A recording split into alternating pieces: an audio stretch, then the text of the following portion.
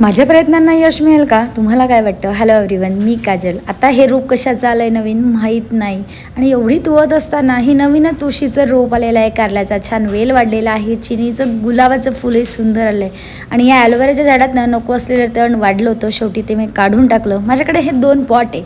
आता खरंच मला यश मिळणार आहे का माहीत नाही. ही कुंडी तुटत आली होती, म्हटलं चला काहीतरी करूयात म्हणून टोमॅटोचे काप केले आणि शिमला मिरचीच्या बिया घेतल्या. म्हटलं आता हेच आपण या छोट्या छोट्या पॉटमध्ये लावून बघूयात, खरंच यश मिळतं का बघूयात. सो कट्टू संध्याकाळ बाजारात गेली होती. कोथिंबीर सध्या स्वस्त झाली आहे म्हणून आणली, तिची पूड करूनही ठेवता येते. चिवची भाजी, त्यानंतर हिरवे टमाटे आणले, लाल टमाटे, कधीतरी मुटकुळे करून दाखवेल. आज क्विक रेसिपीमध्ये भरलेली मिरची कशी करायची सांगते.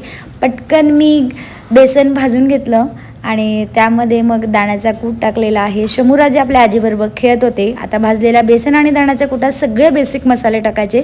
चिंचेचा कोळ टाकायचा आहे, चिरलेला लसूण किंवा ठेचून टाकला तरी चालेल, गूळ, कोथिंबीर टाकून हे सगळं एकत्र करायचं आहे आणि या पटना मिरचीमध्ये भरून घ्यायचं आहे. आता पटकन व्हाव्यात म्हणून मी या तव्यावरच केल्या आणि 2-4 मिनटात पटकन होऊन जातात. कशी वाटली रेसिपी? भेटूया उद्या.